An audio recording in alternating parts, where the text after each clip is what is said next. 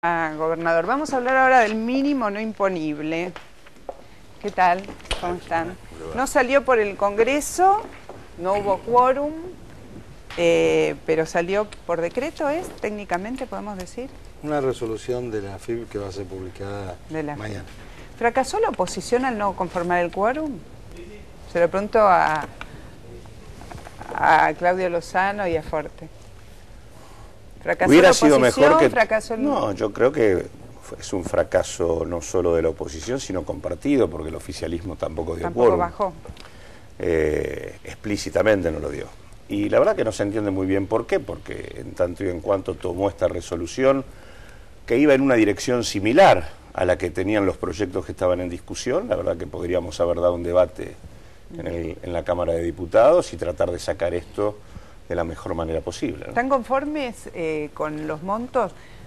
El mínimo no imponible subió el 20%. Esto significa que se acortó un 20% esa brecha. ¿Es suficiente a los efectos de lo que pretendía el debate de la oposición? Yo creo que había dos diferencias con lo que se planteaba. Primero, una cosa que se discuta en el Congreso, digamos, el debate, que sería por ley, otra cosa por resolución. Yo creo que son dos limitantes muy fuertes, una diferencia muy grande. Otra diferencia muy grande, que lo que sale por resolución es un ajuste por inflación. O sea, cuando se reúne camionero con el Ejecutivo y marca una pauta de paritaria de un 25%, sabemos que los gremios más fuertes, sobre todo con el poder que tiene quien lidera ese gremio, que es Moyano, marca prácticamente casi el techo, o marca por lo menos una media, de lo que van a ser las paritarias, un 20% de aumento es un ajuste por inflación y no un quita de un impuestazo a los trabajadores, que es totalmente injusto. Eso es muy diferente, ¿no? El monto tiene mucho que ver, coincidiendo que, a mi punto de vista, no tendría que pagar un empleado de impuesto a las ganancias. A ver, bueno, Prieto expresa el oficialismo, así que supongo que estará muy contento de cómo tal cual salió. No, mire, yo creo que hay que señalar en primer lugar el aumento sostenido que hubo de los trabajadores en el Producto Bruto Interno. Por una doble vía.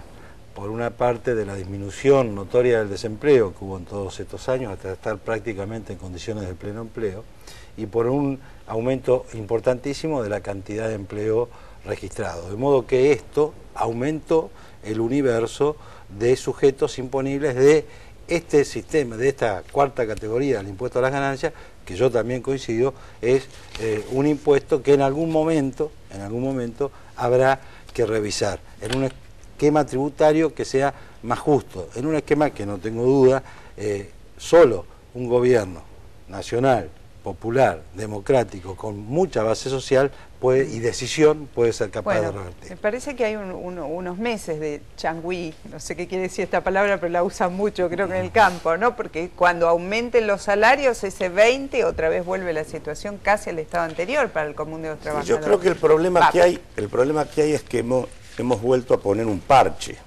como lo hemos hecho en los años anteriores. Todos los años se discute este tema. Y como tal es un parche que es insuficiente desde el punto de vista de a cuál tenía que ser el nivel al que había que subir. Nosotros en el proyecto que presentábamos en diputados estábamos diciendo que había que respetar una relación fija entre el valor de la canasta familiar y el valor del mínimo no imponible. Una relación fija que tenía que ver con que en el momento en que empezó a aplicarse el tema del mínimo con las tablas allá en 1997, la relación era que, dado el valor de la canasta, el mínimo era 1,78 veces más.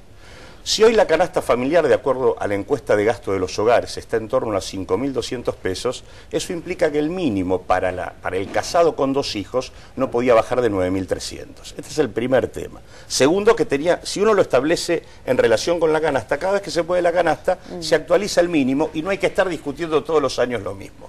El otro problema es que el Estado está perdiendo plata al hacer esto, por la sencilla razón de que se elude eliminar algunas exenciones que están en ganancias, fundamentalmente sobre la renta financiera, que le podrían dar al Estado alrededor de 4.300 millones de pesos más para no tener que resignar recaudación que se necesita para financiar política pública. O sea que acá lo que hay es una resistencia a tratar de que el impuesto a la ganancia vaya sobre aquellos que efectivamente detentan capacidad contributiva. Eso fue lo que el gobierno no ha querido discutir, por eso no dieron quórum en el Congreso. No dieron quórum porque no quieren discutir este tema, que es el tema de fondo. Digamos, hay un gobierno nacional y popular que no quiere gravar la renta financiera. Mire, sobre el quórum, que no es de esta sesión, sino de todo el año pasado y probablemente en lo que resta de este año legislativo. ¿Que no van a dar quórum? No.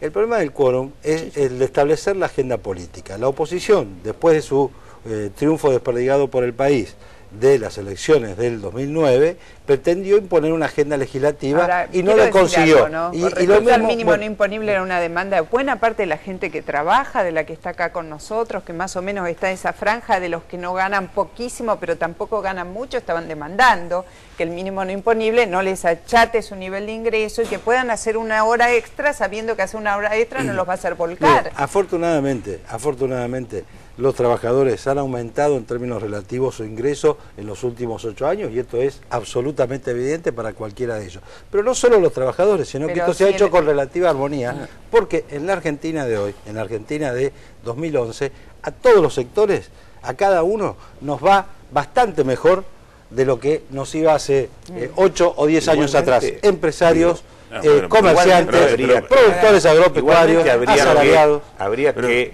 morigerar un poco este tema de que esta es una cuestión del conjunto de los trabajadores, ¿no?